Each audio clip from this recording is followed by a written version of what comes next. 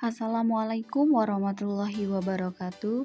Perkenalkan, nama saya Tia Aprilianingsih, Prodi Ekonomi Pembangunan Fakultas Ekonomi dan Bisnis. Baik, di sini saya akan membahas tentang analisis pengaruh inflasi dan suku bunga terhadap pertumbuhan ekonomi di Indonesia. Di sini saya akan membahas pertumbuhan ekonomi. Selama kurun waktu setengah abad, perhatian masyarakat perekonomian dunia tertuju pada cara untuk mempercepat pertumbuhan ekonomi nasional. Ahli ekonomi dan politisi dari semua negara sangat mendambakan dan menomorsatukan pertumbuhan ekonomi.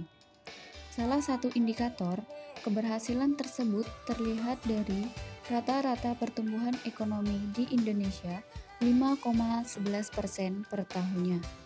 Pada periode penelitian, angka rata-rata pertumbuhan ekonomi tersebut menunjukkan bahwa kinerja pembangunan Indonesia cukup tinggi. Selanjutnya yaitu inflasi. Inflasi adalah suatu proses kenaikan harga-harga barang secara terus-menerus atau suatu keadaan perekonomian yang menunjukkan adanya kecenderungan kenaikan tingkat harga secara umum atau price level. Jenis inflasi menurut sebabnya yaitu yang pertama demand for inflation, yang kedua cost plus inflation. Dari tiga definisi ini, ada tiga komponen yang menggambarkan bahwa telah terjadinya inflasi, yaitu pertama kenaikan harga.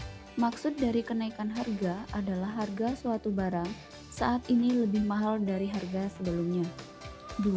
Bersifat umum. Dikatakan bersifat umum karena kenaikan harga suatu barang tertentu diikuti oleh kenaikan harga-harga lainnya. 3. Berlangsung secara terus-menerus. Naiknya harga suatu barang tidak bisa dikatakan inflasi jika harga barang tersebut hanya terjadi sesaat, waktu minimal bulanan.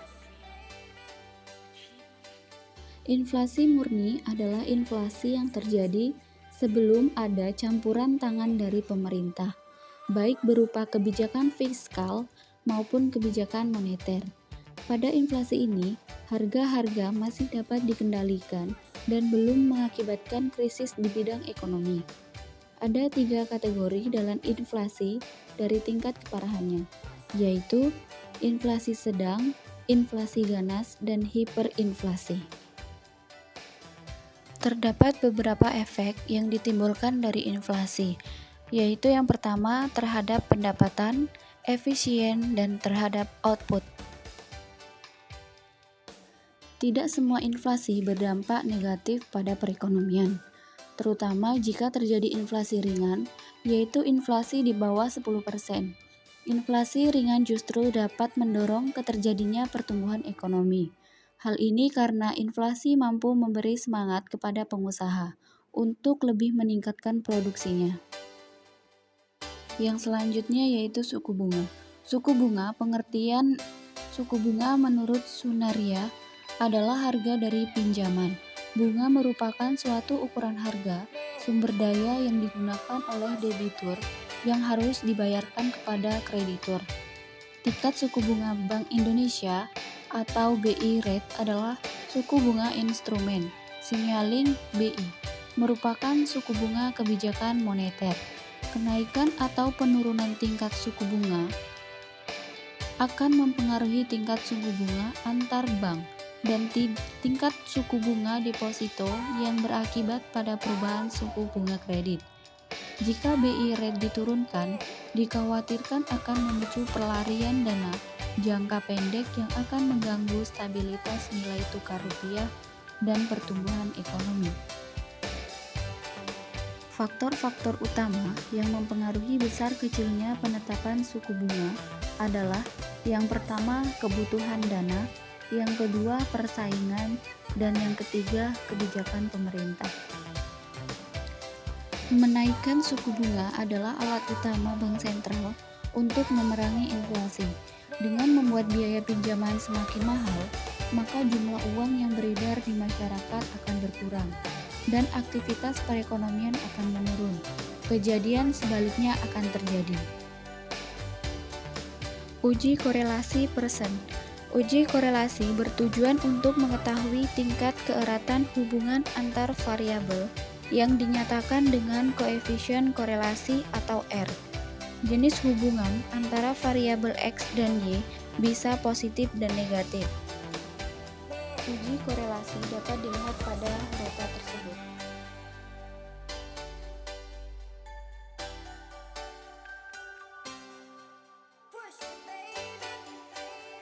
BI Rate atau X dan Bank Sentral Nasional Investasi atau Y. Dasar pengambilan keputusan. Jika nilai signifikan, maka lebih kecil dari 0,05, maka berkorelasi. Jika nilai signifikansi lebih besar dari 0,05, maka tidak berkorelasi. Dapat dilihat nilai signifikasi dari hasil analisis uji SPSS. Dapat dilihat signifikasi dua Taillet untuk BI Rate dan Bank Swasta Nasional Investasi.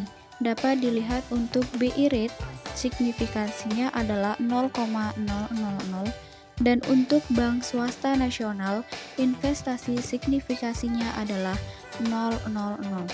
Dari sini kita dapat mengetahui bahwa kedua variabel ini memiliki hubungan atau bisa dikaitkan berkorelasi. Dari tabel kita dapat mengetahui bahwa Pearson collection atau nilai korelasinya untuk variabel BRI Rate adalah 948 dan untuk Bank Swasta Nasional Investasi adalah 948. Dari sini kita dapat mengetahui bahwa bentuk hubungan antara kedua variabel ini adalah positif. Semakin tinggi BI Rate, maka semakin tinggi Bank Swasta Nasional Investasi. Atau semakin rendah BI Rate, maka semakin rendah Bank Swasta Nasional Investasi.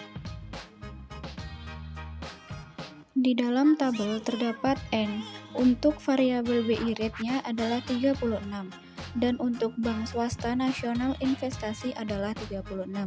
Dapat diketahui bahwa BI Rate dan Bank Swasta Nasional Investasi korelasinya lemah dan dilihat dari pedoman derajat hubungan.